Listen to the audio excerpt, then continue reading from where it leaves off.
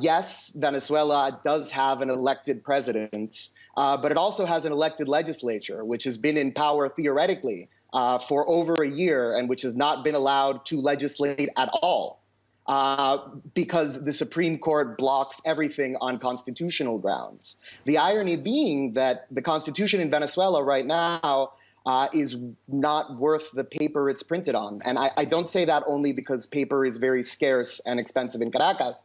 Even a digital version of the Constitution is not worth the electricity for the pixels. It is a completely fictitious document at this point. You have elections that have been put off for over a year. You have elected powers that are routinely ignored and sidelined.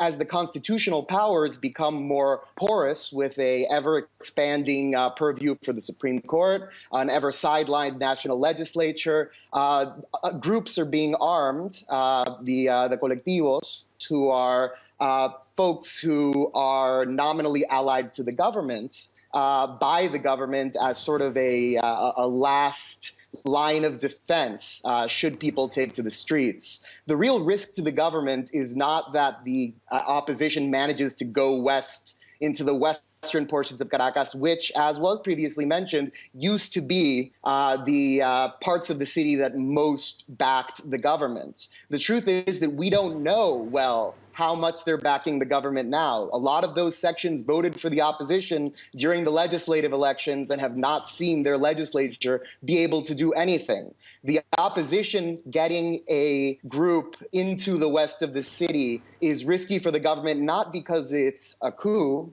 it's because it would give an opportunity for the people whose voice is not being heard to make one last blow, the sort of decisive end of this fiction that the government has kept going far too long, that it is a majority state.